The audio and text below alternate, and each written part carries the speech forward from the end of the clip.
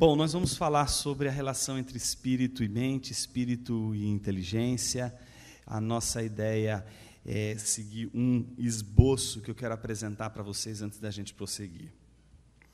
Esse esboço da nossa reflexão de hoje, ele é... Deixa eu só arrumar aqui, que eu acho que esse microfone está toda hora caindo aqui. Esse esboço, na verdade, é um itinerário do que eu pretendo fazer agora com vocês para traçar essa reflexão. A ideia, no primeiro momento, a gente recuperar a relação entre Paulo e as escolas helenísticas, em especial o epicurismo e o estoicismo. A ideia é recuperar essa discussão a fim de trazer luz para dois tópicos importantes. Segundo, a ira divina, em especial a sua relação entre razão e paixão, que é uma coisa importante, que Paulo trata lá em Romanos capítulo 1, versículo 16 ao 32. No terceiro momento, a gente vai tratar o tópico relacionado à mente derrotada, o que isso significa, quais as implicações desse conceito de Paulo na interpretação da própria epístola. E a gente vai encerrar falando sobre a mente redimida, focando em Romanos capítulo 8. Então, o itinerário é Romanos 1, 7 e 8. A ideia é a gente trabalhar esses três textos à luz de um problema que será levantado a partir da leitura de Atos capítulo 17, dos versículos 16 a 18. Eu gostaria de convidá-los a termos um momento de oração para que Deus nos ajude na reflexão de hoje, a fim de que a gente seja abençoado pela sua palavra mais uma vez. Amém? Oremos, meus irmãos. Senhor Deus, fale conosco mais uma vez através de Tua santa palavra. Ilumina a nossa mente, Santo Espírito, porque sem Tua iluminação tatearemos como no escuro. Precisamos, Senhor, da Tua luz, que a Tua luz ilumine nossa mente, para que a mente redimida que pode enxergar, na luz do Teu Espírito, possa deliciar-se das maravilhas da Tua lei.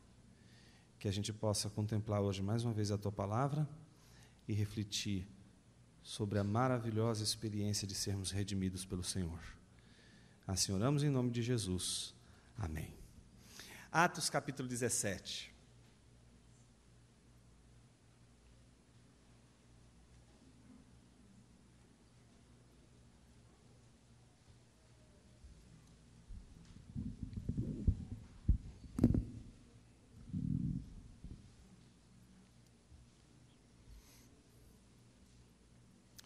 Do versículo 16 ao versículo 18, diz assim: Enquanto Paulo esperava por eles em Atenas, sentia grande indignação, vendo a cidade cheia de ídolos. Por essa razão, discutia na sinagoga com os judeus e os gregos tementes a Deus, e todos os dias na praça com os que ali se achavam. Alguns filósofos, epicureus e estoicos, puseram-se a debater com ele. Uns perguntavam: o que este falador ou tagarela quer dizer? E outros diziam: parece ser propagador de deuses estranhos, pois Paulo anunciava a boa nova de Jesus e a ressurreição. Meus irmãos, esse texto ele é de suma importância, principalmente para a gente entender a relação entre o cristianismo e a cultura helênica, ou a cultura grega dos tempos bíblicos, em especial do tempo de Paulo. Nessa experiência que Paulo teve, ainda que de passagem em Atenas, foi suficiente para que ele se admirasse, em primeiro lugar, com a cultura de um povo em relação à sua digamos assim, tendência tão forte, tão exagerada, tão explícita à adoração de inúmeros deuses. Então, a idolatria fez com que Paulo se perguntasse como explicar um povo com uma herança cultural e intelectual tão profunda, com uma inteligência tão sagaz. Como explicar a inteligência desse povo e, ao mesmo tempo, o seu paganismo, a multiplicidade de deuses, sendo que os principais filósofos gregos, como Sócrates, Platão e Aristóteles, se opuseram a toda e qualquer multiplicidade de deuses. Sempre entendiam que Deus era um só.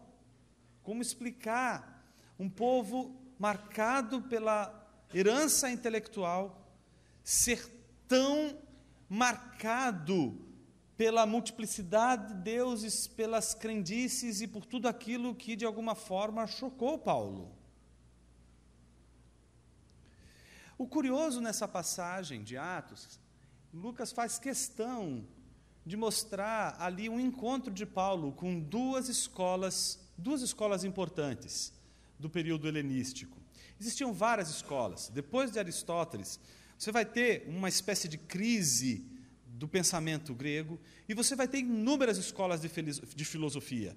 Todas essas escolas, elas serão quase que religiões, e todas elas vão ter uma característica que é peculiar: a resposta à busca pela felicidade. Todas essas escolas, elas querem lidar com a questão da felicidade. Como posso ser feliz? Essas duas escolas não fogem à regra. A diferença é que, de um lado, temos uma escola chamada epicurista, e essa escola era marcada principalmente pelo seu ateísmo. Era uma escola que alguns estudiosos chamam de atomista, que é basicamente o entendimento do materialismo, essa ideia de que não existe nada que é espiritual, tudo é material, não existe o sobrenatural. São ateus. Não somente isso, lutavam contra o hedonismo. As duas escolas vão lutar contra um fenômeno chamado hedonismo, aquela ideia de que maximize os seus prazeres, dê vazão aos seus prazeres, o importante é ser feliz, o importante é você, de alguma forma, encontrar a razão da sua felicidade. Se de repente você estava casado com alguém, e esse alguém sofreu um acidente, se tornou aí tetraplégico e perdeu suas funções, você não precisa cumprir o dever de viver até o último respirar dessa pessoa, não, você tem que se livrar dessa culpa e ser feliz. Você não tem nenhum problema você abandoná-la e buscar a sua felicidade. O hedonismo é isso. O hedonismo é a tentativa do ser humano prolongar o máximo possível a sua felicidade, é a maximização da felicidade, é o prolongamento da felicidade. Quanto mais eu puder me manter feliz, mais essa ética, esse jeito de viver será, portanto, um objetivo, um desejo. Só que tanto os epicuristas como os estoicos viam que o hedonismo é perigoso. Se você viver em função dos seus desejos, você vai virar um animal. Se você atender aos seus desejos e a tudo aquilo que você quer fazer, você vai virar um bicho. Não vai ter mais escrúpulos. É a lógica que obedece os instintos humanos, que se você elevar a sua última potência, eles serão extremamente, digamos assim, violentos com relação inclusive ao próximo, porque se a sociedade fosse toda formada de hedonistas, todos lutariam contra todos. É assim que se justifica a lógica de um estuprador, é assim que se justifica a lógica de um pedófilo, quando você diz que eles estão fazendo simplesmente aquilo que lhes dão prazer e felicidade. O hedonismo, portanto, não se sustenta, porque ele não tem limites, porque o limite é a felicidade pessoal, é o prazer pessoal. Essas duas escolas que vão ser representadas por esses filósofos que Paulo vai encontrar em Atenas, as duas vão tentar lidar com o problema do hedonismo dizendo o seguinte: não, o caminho não é dar vazão aos desejos. E aí vem a grande pergunta: como lidar com eles então? Como lidar com os desejos? Os epicuristas vão dizer o seguinte, presta atenção, isso é bem importante. Eles vão dizer o seguinte: é preciso viver uma vida simples. Se você viver uma vida os seus padrões são extremamente elevados, você vai ficar perturbado o tempo todo. Então você tem que se preocupar com o que é necessário. E quando uma pessoa se preocupa com o necessário, ela vive de maneira simples. Por exemplo, você não precisa comer caviar. Você não precisa de coisas que você julga que são extremamente importantes. Mas se você abrir mão delas, e você se preocupar com as coisas que são realmente importantes, você não vai precisar se desesperar, porque tudo o que você precisa para viver é tão simples, que você vai suportar a ausência dessas coisas que você busca e são tão sofisticadas. Então, é uma maneira de viver simples, para que você não possa se frustrar com relação à impossibilidade de realização dos seus desejos. Então, se você baixa as suas expectativas e trabalha simplesmente com o simples, você consegue dar conta do seu desejo. Para isso, Deus não pode existir.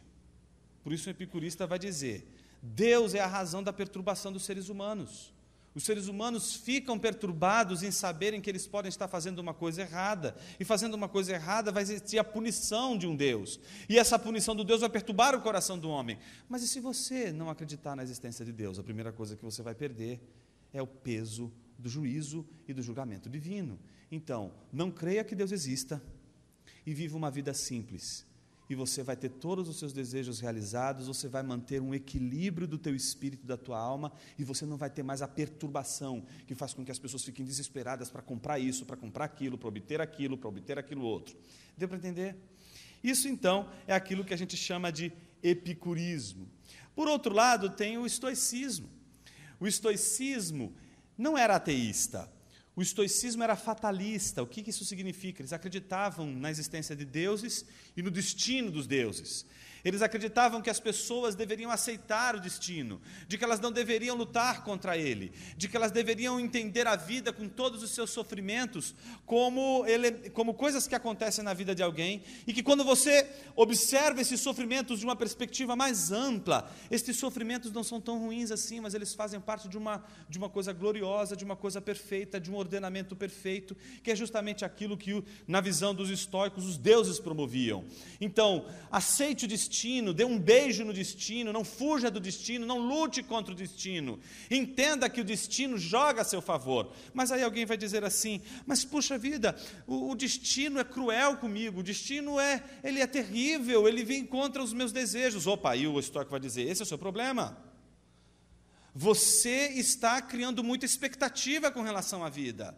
Você precisa desenvolver um equilíbrio para você não se perturbar. E a melhor maneira de você desenvolver esse equilíbrio é você ser indiferente, inclusive ao destino. Seja indiferente às coisas que te acontecem. Seja indiferente com relação às coisas boas que te acontecem. Seja indiferente com relação às coisas ruins que te acontecem. Então, por isso que alguém sempre vai chamar uma pessoa que passa por uma situação difícil, acontece algum acidente, ou ela ganha uma coisa maravilhosa, e aquela pessoa meio que apática, sabe? Aí você diz, nossa, fulano, você está muito estoico. Quando você diz assim, fulano está muito estoico, você está querendo dizer que essa pessoa, cara, está acontecendo um monte de coisa interessante, um monte de coisa ruim, e essa pessoa está simplesmente apática a tudo aquilo. O estoicismo não é uma apatia inconsciente. O estoicismo é uma escolha de vida em que o sujeito ele opta pela indiferença para se defender da frustração. Então ele diz assim, o estoico te pregaria isso aqui para você. Ele diria assim, você não pode esperar das coisas boas dessa vida o preenchimento, a felicidade última da sua vida. Você tem que ser indiferente às coisas grandiosas que te acontecem. E aí você vai perguntar para ele, mas por quê? Porque elas podem ser perdidas. Você pode perder as coisas boas que você ganha. Então, se você se alegra muito com elas, se você perder, o que você vai viver? A tristeza. E o estoico quer se livrar da tristeza, o estoico quer se livrar da infelicidade. Então, a melhor maneira de se livrar da infelicidade é não gerar expectativas das coisas boas que acontecem. E a mesma coisa vale para as coisas ruins. Você só vai se desesperar com as coisas ruins se você olhar para as coisas ruins e dizer, realmente elas são coisas muito ruins e muito trágicas.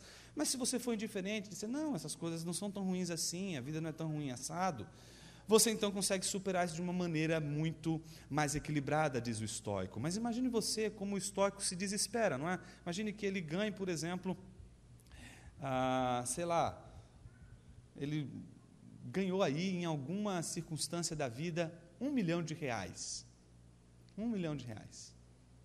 Então ele estava lá e ganhou R$1 milhão. Ele não pode se alegrar. Não se alegre. Então, os irmãos, é só R$1 milhão. Nada mais do que isso. Ele tem que se comportar dessa maneira. É o sujeito que, por exemplo, se torna pai. E ele diz, rapaz, que coisa legal, você é pai. Todos os seres humanos vivem isso.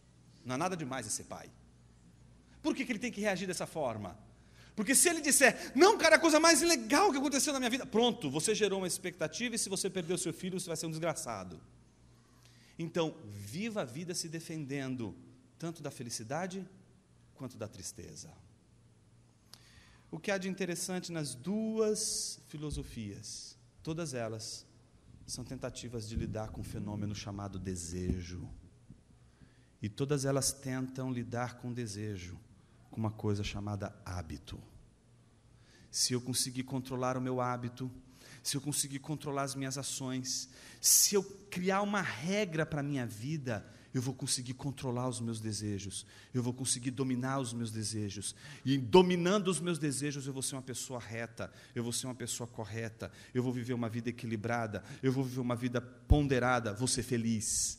Então a felicidade está no controle dos desejos, e o controle dos desejos vem a partir do hábito, vem a partir do hábito. Gente, por que eu estou dizendo tudo isso? Porque Romanos capítulo 1, versículos 16 e 32, são uma resposta ao problema desses filósofos epicuristas e estoicos que reagiram tão mal ao anúncio da pregação do Evangelho de Paulo, quando ele anunciou Jesus e a ressurreição. Quando nós lemos Romanos 1, dos versículos 16 a 32, nós descobrimos uma coisa chamada ira divina, e essa ira se manifesta exatamente na relação do homem entre razão e paixão. Em Romanos 1, do versículo 18 ao 32, nós descobrimos que o raciocínio da humanidade é corrompido, e ele sujeita as pessoas a paixões irracionais. Ou seja, pessoas inteligentes, pessoas racionais, elas podem cometer as atitudes, as ações mais estúpidas, mais irracionais, exatamente pelo fato de que a irracionalidade não é um produto de um pensamento errado meramente, mas é fruto de um desejo, de uma paixão desgovernada, é fruto do pecado. Só isso explica como homens, por exemplo, do quilate de um Martin Heidegger, que era um filósofo, um lógico importante, por exemplo, na Alemanha, ali no período da Segunda Guerra Mundial, adotar o nazismo. Como pode uma pessoa ser tão inteligente para escrever livros de lógica e, ao mesmo tempo, aderir ao nazismo? Como pode uma nação tão culta, tão inteligente, que país era tão culto como a Alemanha na época da Segunda Guerra Mundial? Como ela pôde ter feito tudo o que fez? Por isso, não se engane. Se você é um cristão, você não pode acreditar que a educação vai resolver o problema do ser humano. Se você é um cristão, só existe uma solução para o problema do pecado humano: Jesus Cristo e a ressurreição. É Ele que redime todas as mazelas humanas. A educação pode ser algo que pode ser usado para abençoar uma cultura, mas não redime uma cultura. Pode ajudar pessoas a crescerem, a se desenvolverem, mas não redime uma cultura, porque pessoas inteligentes podem ser tão estúpidas, tão estúpidas. Isso significa que cristãos também inteligentes podem ser tão estúpidos. E a razão disso não está no conhecimento. A razão disso está exatamente numa coisa chamada desejo. Vamos pensar a partir de Paulo. Versículo 18 diz: pois a ira de Deus se revela do céu contra toda impiedade e injustiça de quem? Dos homens. E o que eles fazem? Impedem a verdade pela sua injustiça. Pois o que se pode conhecer sobre Deus é manifesto entre eles, porque Deus lhes manifestou. Pois os seus atributos invisíveis, seu eterno poder e divindade são vistos claramente desde a criação do mundo e percebidos mediante as coisas criadas, de modo que esses homens são indesculpáveis. Porque mesmo tendo conhecido a Deus, não o glorificaram como Deus, nem lhe deram graças, pelo contrário, tornaram-se fúteis nas suas especulações, e o seu coração insensato se obscureceu, dizendo-se sábios, tornaram-se loucos, e substituíram a glória de Deus, do Deus incorruptível, por imagens semelhantes ao homem incorruptível, às aves, aos quadrúpedes e aos répteis. Veja como Paulo está aqui com o mesmo problema de Atos 17. pessoas inteligentes, pessoas com uma capacidade racional incrível. Deus se revelou claramente por meio das coisas criadas, mas elas estão mergulhadas em idolatria, ou elas estão mergulhadas na idolatria das imagens feitas por suas mãos, ou elas são escravas de ídolos filosóficos, como por exemplo o hábito.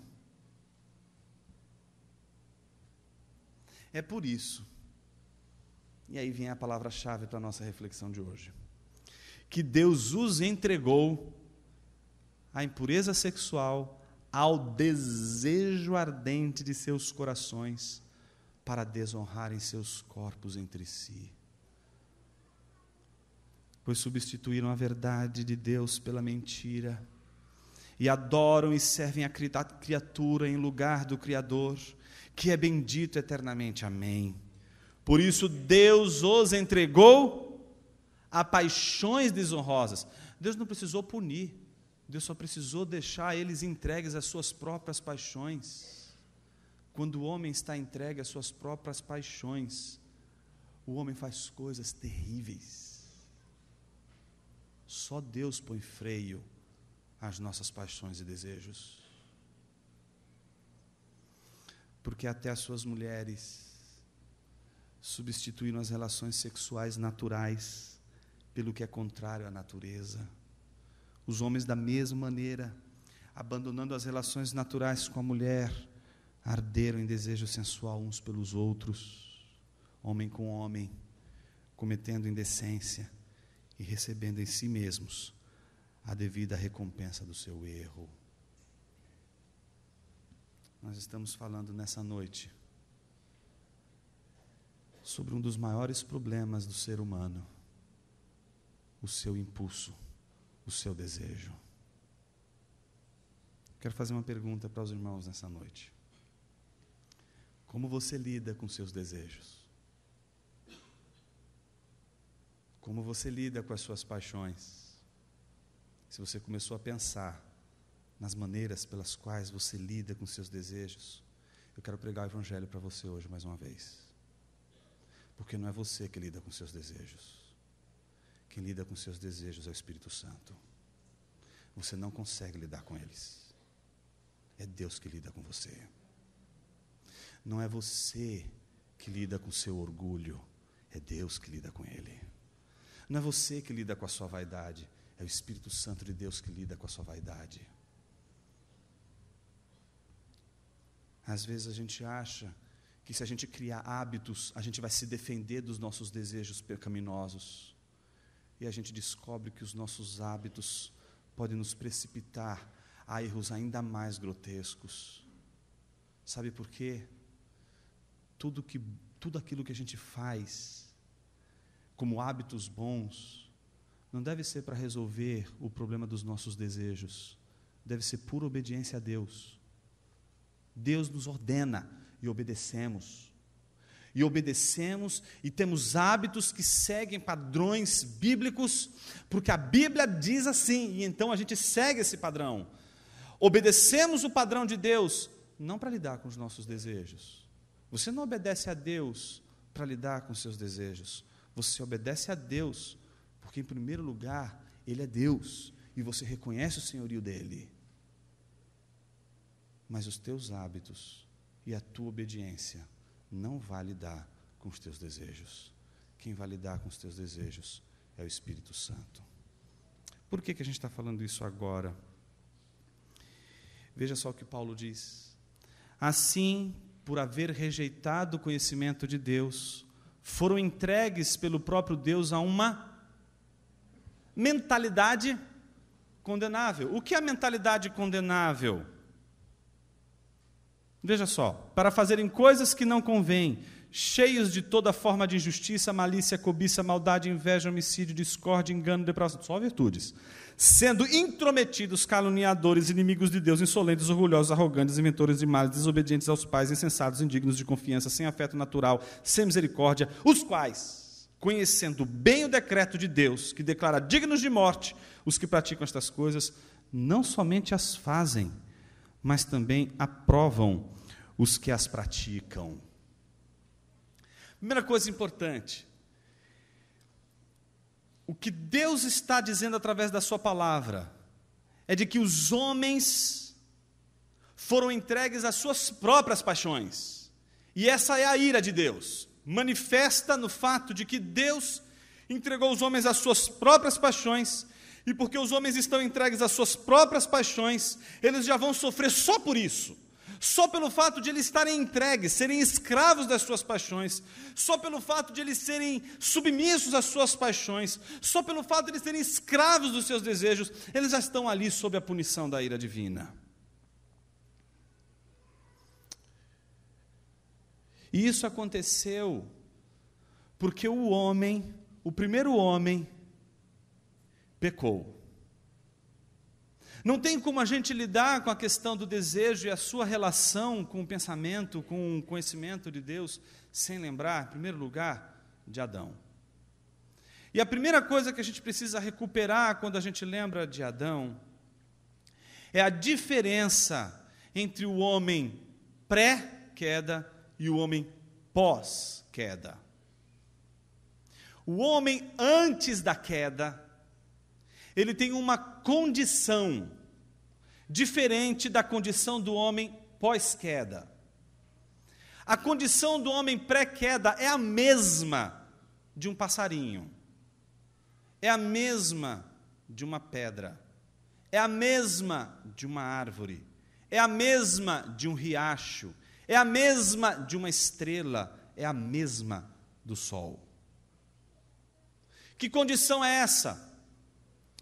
Insuficiência. O único ser que existe por si é Deus. O único ser que não depende de qualquer outro ser para existir é Deus. Todo mais precisa de Deus para existir, e por isso é insuficiente. A árvore é insuficiente, o homem é insuficiente, as estrelas são insuficientes, o riacho é insuficiente, o sol é insuficiente, porque todas estas coisas não existem por si, mas existem por causa de Deus. Só por causa de Deus que elas passam a existir, elas dependem de Deus para existir, e portanto não é pecado, não é um erro ser insuficiente. Deus, quando fez o homem, então fez o homem insuficiente, e ao fazê-lo insuficiente, tornou-lhe dependente por natureza dele, como qualquer outra coisa criada. Tudo existe e subsiste por ele, nada existe e subsiste sem ele.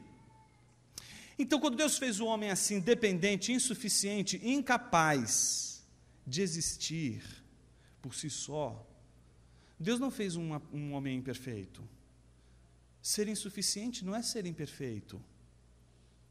Ser insuficiente é ser dependente de Deus, a maior de todas as perfeições.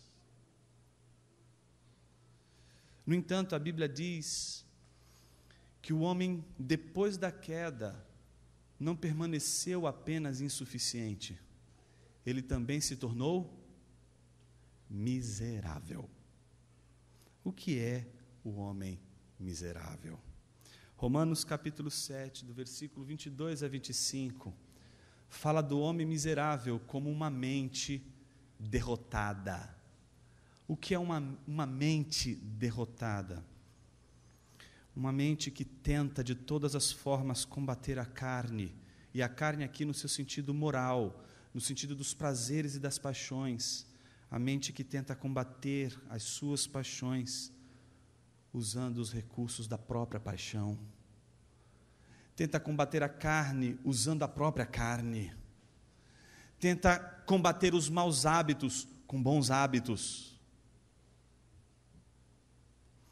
Paulo diz, capítulo 7, versículo 14, porque sabemos que a lei é espiritual, mas eu sou limitado pela carne, vendido como escravo do pecado. Não entendo o que faço, pois não pratico o que quero, e sim o que odeio. E se faço o que não quero, concordo que a lei é boa. Agora, porém, não sou mais eu quem faz isso, mas o pecado que habita em mim. Porque eu sei que em mim, isto é, na minha carne, não habita bem algum, pois o querer, desejar o bem, está em mim, mas não efetuá-lo. Pois não faço o bem que desejo, o bem que quero, mas o mal que não desejo, o mal que não quero. Portanto, se faço o que não quero, já não sou eu quem o faz, mas o pecado que habita em mim. Desse modo, descubro esta lei em mim: quando quero fazer o bem, o mal está presente em mim. Porque no que diz respeito ao homem interior, tenho prazer na lei de Deus, mas vejo nos membros do meu corpo outra lei guerreando contra a lei da minha mente, e me fazendo escravo da lei do pecado que está nos membros do meu corpo. Miserável homem que sou!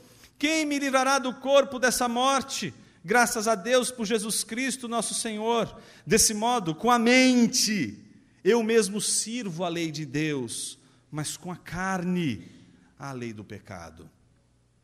Paulo está falando aqui do homem miserável e da condição do homem miserável.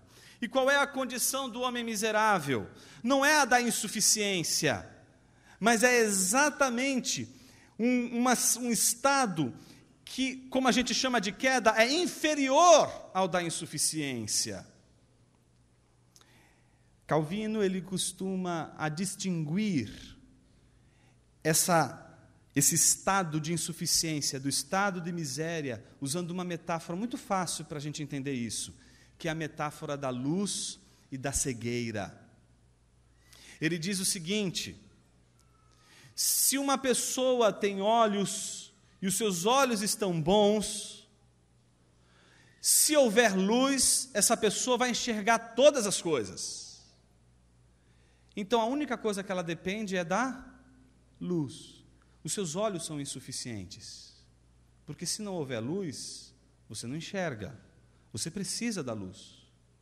Então, o homem pré-queda, ele depende do Espírito Santo, depende de Deus, como qualquer outro ser.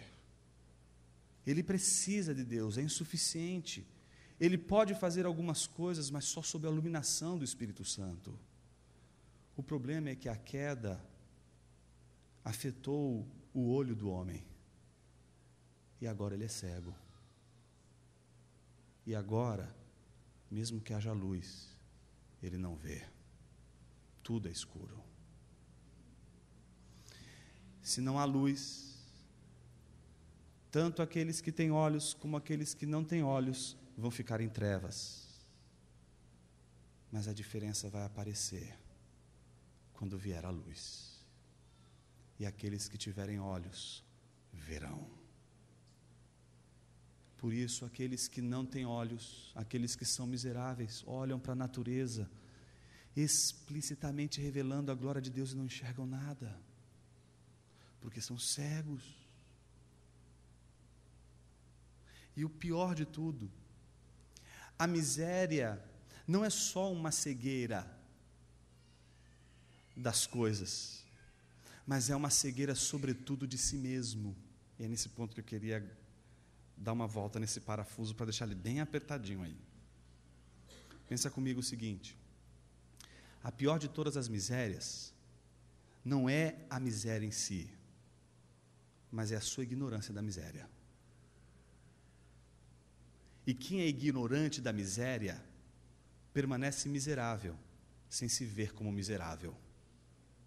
Então é injusto, mas se acha justo. É mau, mas se acha bom. É desordeiro, mas se acha ordeiro.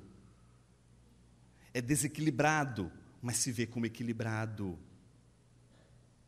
O homem miserável não é aquele que é só miserável. É aquele que, sendo miserável, não sabe que é miserável.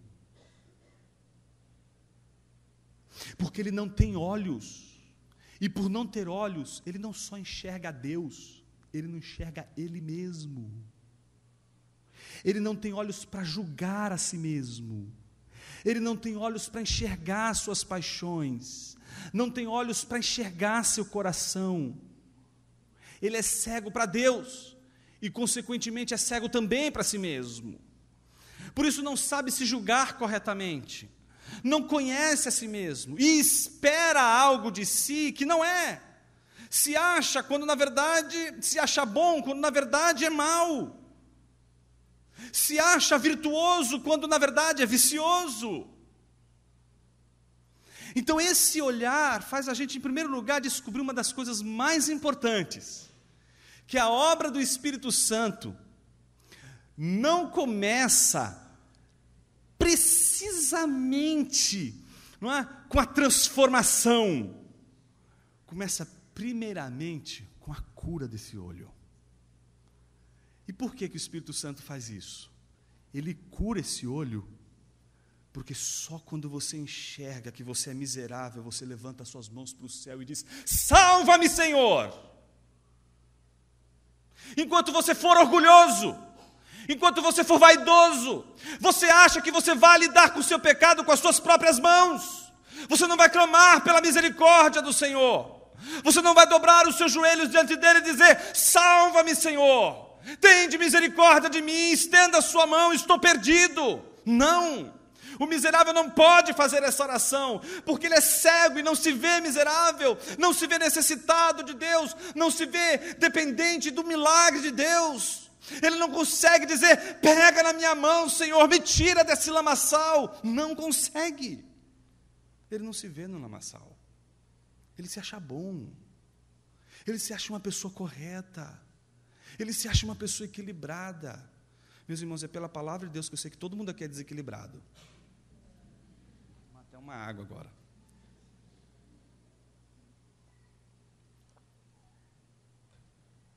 Quando a Bíblia diz que todos pecaram, a Bíblia diz que todos foram marcados por isso. Mas se um dia a gente levantou as mãos para o céu e disse: salva-me, Senhor, foi porque Ele nos curou. Alguém só pode clamar por salvação se, em primeiro lugar, a graça tocar seu coração. A nossa salvação começa com a graça de Deus, sendo derramada sobre o nosso coração e fazendo a gente enxergar nossa miséria. Então, meus irmãos, o que o Espírito Santo faz com um homem miserável e que não sabe que é miserável?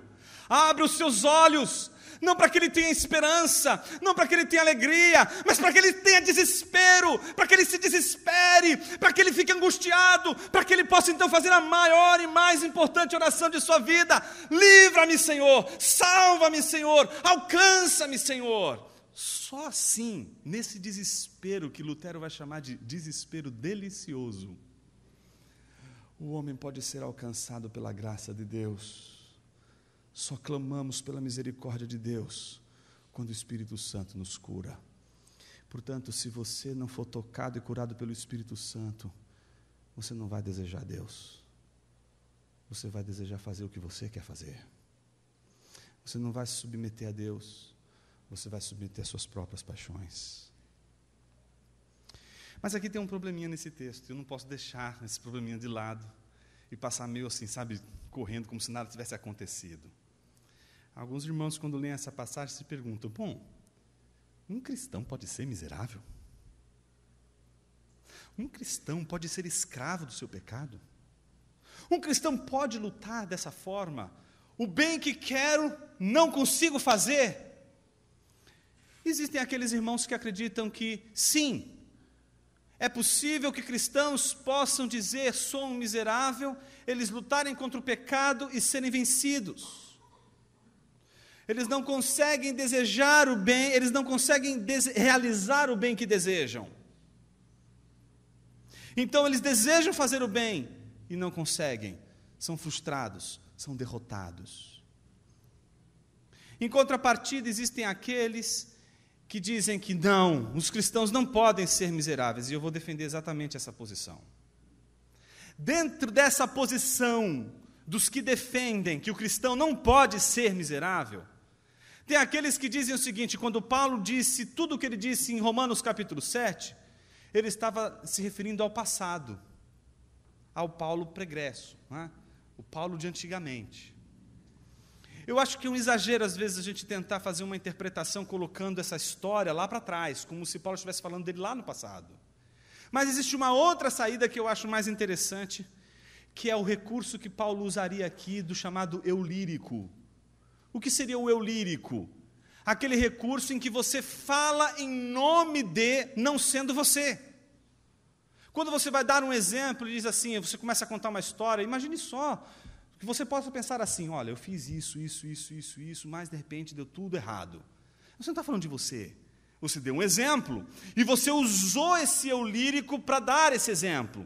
Paulo está fazendo a mesma coisa. Paulo está ali dizendo exatamente que aqueles que são miseráveis, eles experimentam uma mente derrotada, uma mente que consegue discernir o que é certo, consegue discernir o que é correto, mas não consegue fazer o que é correto, não consegue realizar o que é correto. Eles são vencidos, eles são derrotados. Não há esperança para o homem miserável, porque ele não consegue enxergar, ele não consegue ver. Prova disso está exatamente em Romanos capítulo 8, quando Paulo contrasta ali a mente que seria a derrotada do miserável com a mente redimida. Romanos 8, versículos 5 a 7. Paulo vai estabelecer uma diferença entre a mentalidade da carne e a mentalidade do espírito. Ele diz: os que vivem segundo a carne pensam nas coisas da carne. Esse é o homem miserável. A mente é escrava da carne, a mente é escrava das paixões. E se ele tenta lidar com essas paixões, ele não recorre a Deus, ele recorre ao hábito. Ele não clama pela misericórdia de Deus, ele não clama pelo Espírito Santo, ele não pede, ele não clama a Deus, ele não acredita no milagre da redenção. Mas os que vivem segundo o Espírito, nas coisas do Espírito, pois a mentalidade da carne é morte, mas a mentalidade do Espírito é vida e paz. E quem estava hoje de manhã sabe muito bem o que significa. A mentalidade do Espírito é vida. A mentalidade da carne é inimiga de Deus. O homem miserável, portanto, está em inimizade com Deus, pois não está sujeito à lei de Deus, nem pode estar. Os que vivem na carne não podem agradar a Deus. Vós, porém, não estáis sob o domínio da carne, mas do Espírito, se é que o Espírito de Deus habita em vós. Então, meus irmãos, o que a gente tem de lição hoje para a gente aqui, de que a vida do cristão é uma luta. Ele também vai lutar contra as paixões, ele também vai lutar contra as tentações, mas a diferença do homem miserável é que ele vai vencer. Eu quero me dirigir em especial àqueles irmãos que estão lutando contra as suas paixões terríveis, desejos terríveis. Eu quero dar para você uma palavra de esperança.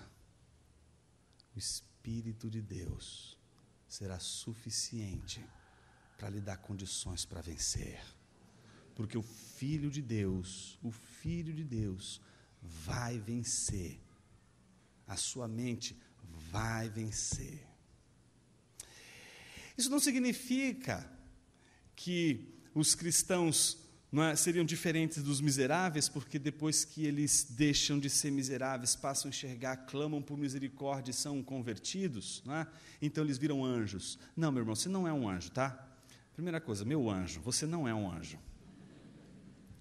Então você não adianta você achar assim, não vou, a partir de agora, crente não peca, não erra. Não é isso que a gente está defendendo aqui, de forma alguma. A gente está defendendo aqui que cristãos lutam contra as paixões e vencem. A pergunta é como eles vencem. Alguns irmãos acham que a melhor maneira de vencer as paixões e os desejos é obedecendo às leis de Deus. Mas eu queria dizer para você nessa noite que as leis de Deus nós não devemos obedecer para poder vencer o pecado. Nós obedecemos às leis de Deus como uma maneira de dizer: Senhor, obrigado pelo que o Senhor fez por mim, como uma maneira de expressar a nossa gratidão e a nossa devoção a Deus, mas não como cura para as nossas paixões. O legalismo, ele pode destruir a vida de uma pessoa. pode fazer uma pessoa acreditar que se ela viver corretamente, se ela viver regradamente, então ela vai conseguir vencer o pecado. E então, quando a pessoa não consegue vencer o pecado, porque em geral o legalismo gera hipocrisia, o legalismo gera a fantasia de que a igreja possui duas classes: a classe dos crentes que desviaram, pecaram e voltaram, mas eles são crentes de segunda classe, e aqueles que nunca pecaram, nunca erraram. Então, esses são um modelo da igreja, eles estão uma outra casta. Meus irmãos, o sacerdócio é de todos os crentes. Na igreja não tem cristão de segunda classe, todos os cristãos são da primeira classe. Mas é que existem uns que foram pegos e outros que ainda não foram pegos. E ambos precisam da graça de Deus. Como é que a gente lida com isso? Jonas, como você lida com isso? Existem pelo menos 4 coisas, e com elas eu quero encerrar, que são fundamentais para isso. E que uma mente iluminada pelo Espírito Santo é vitoriosa. Primeiro lugar, ser membro de uma igreja saudável. Você está numa seita, sai da seita, irmão.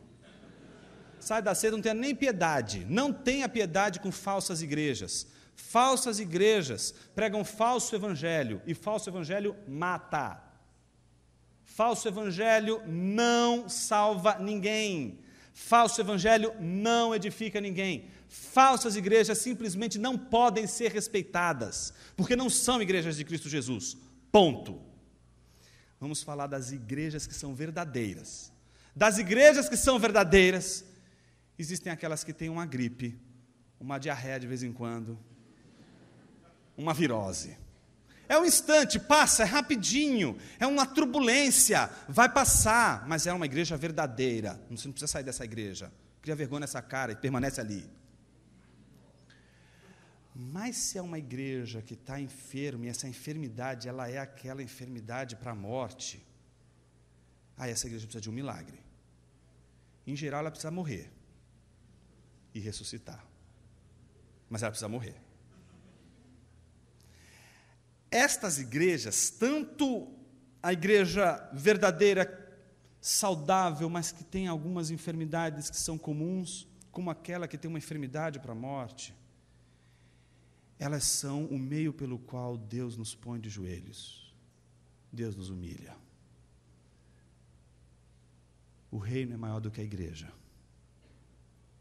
mas a igreja é maior do que você. Quando a gente se submete a uma igreja, a gente se submete à supervisão de irmãos e irmãs que no discipulado cristão vão cuidar de nós. Então, segundo ponto importante. Primeiro, ser membro de uma igreja saudável, verdadeira e saudável. Pode ter uma gripe, pode ter uma diarreia, pode estar bem doente, mas seja uma igreja verdadeira e batalhe pela saúde da igreja. Segundo, discipulado. Sem discipulado, a nossa mente não é organizada pela palavra de Deus. A gente precisa de discipulado, e o discipulado acontece em duas circunstâncias. Quando Deus nos fez discípulos, Ele não nos fez discípulos para sermos, por exemplo, um processo.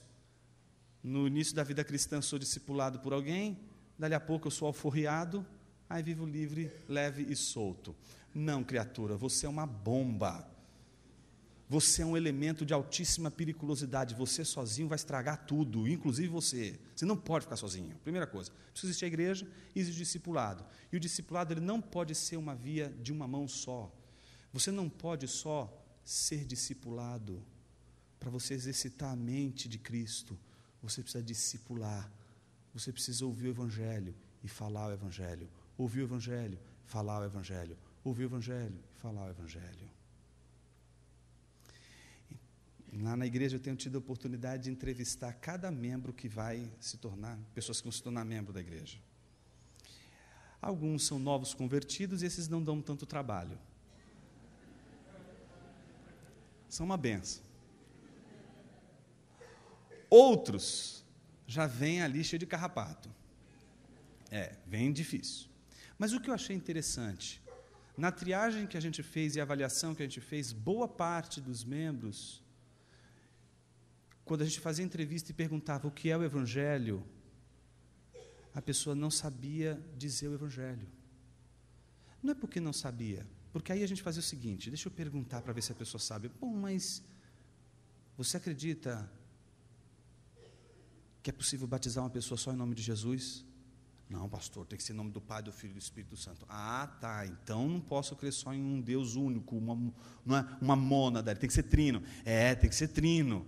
Bom, mas o que é regeneração e tal? A pessoa começa a falar, mas ela não entende. Você pergunta, ela sabe tudo. Mas não, porque ela não conseguiu explicar o Evangelho logo na primeira. Sabe por quê? Porque ela não fala mais do Evangelho. Ela não evangeliza mais. Não evangelizamos mais. Não falamos mais do Evangelho. Por isso não sabemos mais o que é Evangelho. Experimenta. Quem aqui dá aula, quem aqui ensina, sabe muito bem o que isso significa. Você, quando tem uma aula pronta, você já tem a aula na sua cabeça. Ela sai que é uma beleza. Quando alguém te pergunta o Evangelho, se você já falou o Evangelho tantas vezes, ele sai que é uma beleza, ele flui. Você consegue falar o Evangelho em 1 hora, você consegue falar o Evangelho em 1 minuto, porque você tem intimidade com aquilo e fala. Você não só escuta, você fala. O discipulado, portanto, na igreja não é só ouvir, é também ensinar. Sempre vai ter uma pessoa na igreja pela qual você vai poder ensinar, sempre vai ter uma pessoa na igreja com a qual você vai ter que aprender. Terceira coisa importante, é preciso mentoria. Mentoria, a palavra mentoria aí é importante. E a mentoria, eu acho que tem uma coisa importantíssima que a gente não pode perder de vista. A ideia de que o mentor tem que ser alguém companheiro, alguém que anda com você, alguém que não pode ser muito velho, tá? Suponhamos, tem pessoas que são mais velhas que são extremamente sábias. Mas se você tem lá seus, 35 anos, e a pessoa com quem você se inspira, te inspira, e você quer que ela te discipule, ela tem 90 anos de idade, quando a mentoria começar a ficar legal, que é daqui a 15 anos, ela já não está mais com você. É só por isso que eu estou falando para você, que o mentor tem que estar perto de você, sabe por quê? Para de achar que a mentoria vai durar 1 dia, 1 mês, 1 ano, 5 anos é uma mentoria muito fraca. Uma boa mentoria tem que resistir o tempo, sabe por quê? Depois de um longo tempo, a pessoa sabe quem é você, sabe a sua malandragem, ela sabe dizer, você está errando de novo, qual como você está escondendo? Ela te conhece, o olhar, o teu jeito de falar, essas coisas as pessoas não aprendem da noite para o dia. Então, mentoria leva tempo para você construir, e para você usufruir de uma boa mentoria, você vai precisar de tempo. Então, Deus vai usar mentores, mas mentoria você não pode fazer da noite para o dia. Então, se você tem seus 70 anos, procure alguém de 80. Se você tem 60, procure de 70. Se você tem 40, pega lá 45, 50. É disso que eu estou falando. Pega a idade próxima, para você ter uma longa jornada, uma longa caminhada. Então, a gente precisa da igreja, a gente precisa do discipulado, a gente precisa da mentoria e a gente precisa, sobretudo, de cultivar 2 coisas que são terríveis, mas são a salvação da nossa vida: oração e palavra. Não vem me dizer que você gosta de orar, porque eu te conheço. A oração é uma luta, meus irmãos. Ninguém pode dizer que orar é uma coisa assim deliciosa. Se você disse que oração é uma coisa boa, você nunca orou de verdade. Você só orou mentira. Só falou mentira diante de Deus. Se você orou de verdade, você se quebrantou, disse, Senhor, não, Senhor, eu sou tudo errado disso.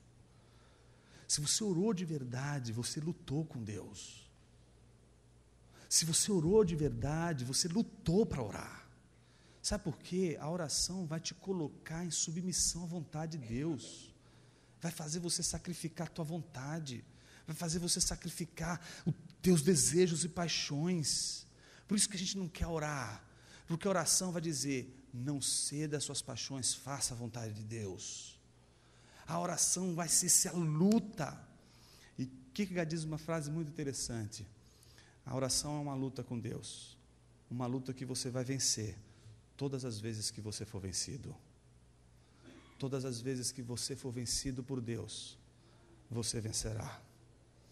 A nossa vitória, portanto, está nessa luta da oração, encontrando nessa luta da oração o apaziguamento da nossa vontade com a vontade de Deus. A leitura da palavra, ela serve para dar o tom da nossa oração, e com isso eu quero encerrar. O Espírito Santo, para moldar a nossa mente, a mente de Cristo, não vai usar outro instrumento senão a própria palavra. Você já viu como a gente hoje tem dificuldade de fazer isso? Eu vou ler a Bíblia e depois orar? A gente não deixou orar primeiro, para Deus fazer um milagre na minha mente, para poder entender o que está na Bíblia. Eu queria desafiar você a fazer o contrário. Quando você começa orando, quem dá a pauta da sua oração é você. Quando você lê a Bíblia, quem dá o tópico da oração é a Bíblia e não você. Inverte isso. Leia a Bíblia, para que a Bíblia determine o que você tem que orar e não o que você quer. As pessoas têm uma mania de orarem o que elas querem diante de Deus. Já parou para pensar que talvez, se a gente começar com a Bíblia, a gente vai orar não a nossa agenda, mas a agenda de Deus sobre nós? Talvez, se a gente começar com as Escrituras, a gente seja capaz de identificar aquelas áreas que precisam ser tratadas na nossa vida. Então, primeira coisa, igreja, ser membro de uma igreja. Então, desigrejado está desesperado, desigrejado não é sério. Porque ele acha tudo errado, ele quer procurar a igreja mais perfeita do mundo, nunca vai encontrar, e o infeliz ainda quer defender o argumento de que pode cultuar Deus na sua casa. É um infeliz, né? É uma pessoa infeliz, infelicidade mesmo. Porque uma pessoa dessa, eu fico imaginando ela celebrando a ceia na casa dela. Então ela pega a bandeja, se serve, depois volta. Você não se serve, você não... A igreja, ela exige comunhão, meus irmãos. A disciplina no Senhor acontece onde 2 ou mais pessoas estiverem reunidas em meu nome. Então a gente precisa da igreja, a gente precisa do discipulado, a gente precisa de um irmão sábio, de uma irmã sábia. Se você é uma mulher, procure uma mulher sábia. Se você é um homem, procure um homem sábio, para ser mentoreado, e desenvolva a luta da oração com base na agenda da palavra. Vamos orar, meus irmãos.